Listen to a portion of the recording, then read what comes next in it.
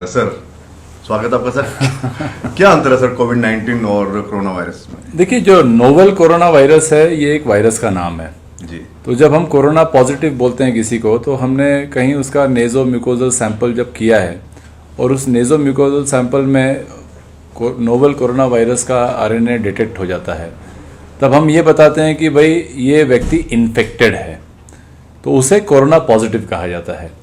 अब इन्फेक्शन का मतलब ये नहीं कि ये बीमार है, बीमारी और इन्फेक्शन में फ़र्क होता है।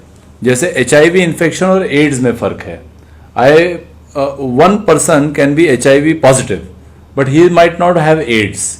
Only when he develops signs and symptoms, it will be called as AIDS. बहुत सारे लोग पूरी जिंदगी HIV इन्फेक्टेड रहते हैं, बट उनको एड्स कभी नहीं होता। सिमिलरली कोरोना पॉजिटिव जो बंदा आ जाए तो ज़रूरी नहीं कि वो कोरोना वायरल डिजीज़ की तरफ जाए। कोविड जो होता है वो एक रेस्पिरेटरी सिस्टम जिसको अलग अलग नामों से जाना जाता है। जैसे मैं अगर सिंपल भाषा में समझाने की कोशिश करूं तो किसी को सर्दी खांसी उल्टी जुलाब शुरू हो जाए, उसको हाई फीवर आ जाए और साथ में वो कोरोना पॉजिटिव भी हो, ऐसे केस में उसे कोविड कहा जाता है। अच्छा। तो कोविड की स्टेज तक बहुत कम लोग जाते हैं। आज हमारी रिकवरी रेट ऑलमोस्ट 38% है पूरे इंडिया की, और बहुत सारे केसेस ऐसे हैं जो पॉजिटिव से नेगेटिव हो गए हैं बिना कोई सिम्टम डेवलप हुए। मैं कठुआ की बात आपको करूं तो हमारे पास 31 कोरोना पॉजिटिव केसेस अभी तक डिटेक्ट हुए हैं। उनमें से एक केस पॉजिटिव से नेगेटिव हो गया बिना कोई सिम्टम डेवलप हुए। तो मैं बड़े सिंपली ये बता सकता हूं कि वो कोरोना पॉजिटिव था, वो कोविड नहीं था, और अब वो कोरोना नेगेटिव है। अब he is as good as you and me. मतलब कोविड और कोरोना ये पॉजिटिव, इसमें अंतर होता है। हाँ, ये स्टेज है। You cannot. पहली स्टेज कौन सी होती है फिर? ये पहला स्टेज होता है इन्फेक्शन का। आप पहले इन्फेक्ट होंगे, आपके बॉडी में वो इन्फेक्शन मिलेगा, या तो आप सीधे आरएनए को टेस्ट कर रहे हैं वायरस के, या आपके बॉडी में जो एंटीबॉडीज डेवलप हो रही हैं वो ब्लड के थ्रू भी आप उसकी सैंपलिंग कर सकते हैं। उससे भी पता चलता है कि आपके बॉडी में वो इन्फेक्शन है या नहीं है। तो first stage is the infection, the second stage is the disease, and the third stage is obviously या तो आप उस डिजीज से क्योर होंगे या वो डिजीज से आपकी फर्टिलिटी होगी। तो पहले स्टेज से जरूरी नहीं कि कोई दूसरे या तीसरे स्टेज की तरफ जाए, पहले स्टेज से ही रिवर्सल हो सकता है।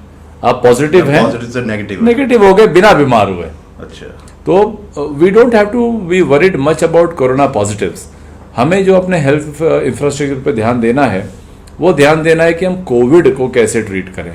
हमारे पास कितने कोविड वेलनेस सेंटर्स होंगे, हमारे पास कितने कोविड केयर सेंटर्स होंगे, हमारे पास कितने कोविड हॉस्पिटल्स होंगे। तो सर ये जितनी जो विश्व भर में जो डेथ वगैरह हुई है या हमारे हिंदुस्तान में, ये कोविड के मतलब ये पॉजिटिव वाले सिम्टम्स में, मतलब उसमें नहीं कहा जा सकता कि हाँ मैं अगर मैं पॉजिटिव कोरोना पॉजिटिव हो गया तो इससे मतलब डेथ नहीं हो सकती। हाँ, ये है कि मेरा थोड़ा सा स्ट्रगल ज्यादा होगा। देखिए ना, हमने ऑलरेडी जम्मू कश्मीर यूटी का अगर आंकड़ा देखें आप, तो we have like cross 1000 cases long back now, और हमारी number of deaths is hardly in 2 figures, वो भी 12 है।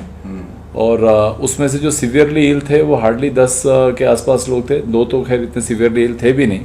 अभी भी जितने भी हजारों की संख्या में जो हमारे पॉजिटिव आ रहे हैं, उसमें से बहुत छोटी मात्रा के लोग, with a very small percentile people are symptomatic.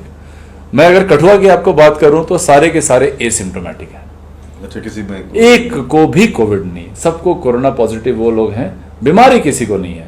तो ये जो संभ्रांति एक फैली है कि नहीं जी कोरोना अगर आपको इन्फेक्शन हो गया तो आप बीमार पड़ जाएंगे, बीमारी के बाद आपकी डेथ हो जाएगी, ये टोटल गलत फहमी है। सर ये कैसे, मतलब ये जहन से कैसे निकाला जाए? क्योंकि अब देखने को मिल रहा है और जो हमारा समाज है वो भी इस बीमारी को बड़ा एक अछूत की तरह ले रहा है कि अछूत वाली बीमारी है। अगर पॉजिटिव हो गया, सपोज मेरा टेस्ट पॉजिटिव आ गया, तो मैं तो फिर वो तो मुझे कोविड और ऊपर ही भेज देगी, अब ये बचेगा नहीं। चलिए, यही है सबसे पहला कि जो व्हाट्सएप यूनिवर्सिटी चलती है, बहुत सारी जानकारियां लोग अनवेरीफाइड सोर्सेज से लेते हैं, को नहीं लेना चाहिए। WHO के साइट्स हैं, WHO ने बड़े क्लियरली डेफिनेशंस दी हुई हैं। उसने कोरोना वायरस का एक अलग डेफिनेशन दिया है, पॉजिटिव का अलग डेफिनेशन दिया है, कोविड का अलग डेफिनेशन दिया है। बट चलें, उतनी ज्ञान की बातों में भी ना जाएं, सिंपल तरीके से रहें। तो सिर्फ समाज को इतना बताना है कि जैसे आज हमारे 31 केस हैं, 31 में से एक पॉजिटिव से नेगेटिव हो गया है, बचे हुए 30 केसेस में एक को भी कोई सिम्टम नहीं है, यानी कोई भी उन 30 में से बीमार नहीं है, सिर्फ उनके बॉडी में वायरस प्रेजेंट है।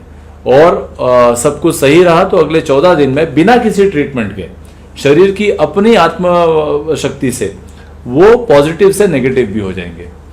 और ऐसे कितने भी लोग हैं, ये तो खाली नोन फैक्ट्स है ना, ये तो जितने हमने टेस्ट किए होंगे उनमें से हमें मिले, ऐसे बहुत सारे केसेस हैं जो इनमें वो वायरस गया भी होगा, वहां पे इम्यूनिटी भी डेवलप हो गई होगी, वो पॉजिटिव से नेगेटिव भी हो गया होगा।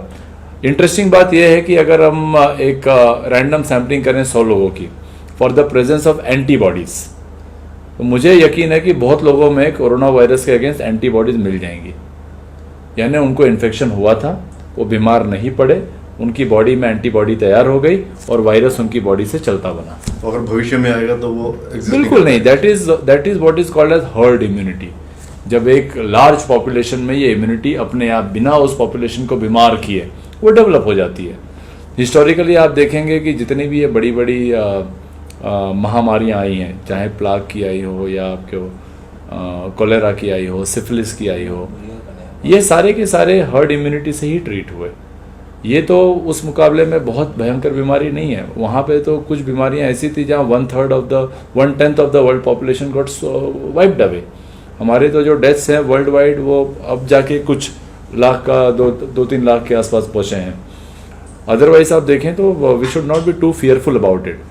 What we should be fearful about is जो हमारे एल्डरलीज हैं, जिनको अगर इन्फेक्शन हो जाता है तो उनकी बॉडी में उतना इम्यून सिस्टम नहीं है। ओल्ड एज अपने आप में एक इम्यूनो कॉम्प्रोमाइज स्टेट होता है, या कोई प्रेग्नेंट लेडी है वो इम्यूनो कॉम्प्रोमाइज्ड है, किसी को पहले से कोई बीमारी है, बहुत ज़्यादा ओबेसिटी है, इन्फेक्शन है, हाइपरटेंशन है, मे बी पहले से कोई दवा ले रहे हैं, किडनी की डिजीजेज हैं, उनको खास करके सावधान रहना ज़रूरी है। हेल्दी आदमी को कोरोना से बहुत ज़्यादा घबराने की ज़रूरत नहीं है। It's a welcome thing to a certain extent. और सर कोई संदेश यही है, आई मीन कोरोना आपने देखा होगा जगह जगह जो नेगेटिव पॉजिटिव से नेगेटिव हो रहे हैं, पुलिस वाले, एडमिनिस्ट्रेशन वाले, मोहल्ले वाले उन पे फूल माला डाल के उनका स्वागत कर रहे हैं। इस भावना को और फैलाइए। जो कोरोना ग्रसित है वो हमारे सिंपैथी का, एम्पैथी का जरूरत नहीं है, उसको रिस्पेक्ट की जरूरत है। वो हमारे बीच का एक व्यक्ति है जिसके अंदर वो वायरस प्रेजेंट है, उसको उस फाइट में मदद करिए, उसको 10-12 दिन एक अच्छा माहौल दीजिए, उसको खुश रखिए, उसके घर वालों से संबंध मत तोड़िए।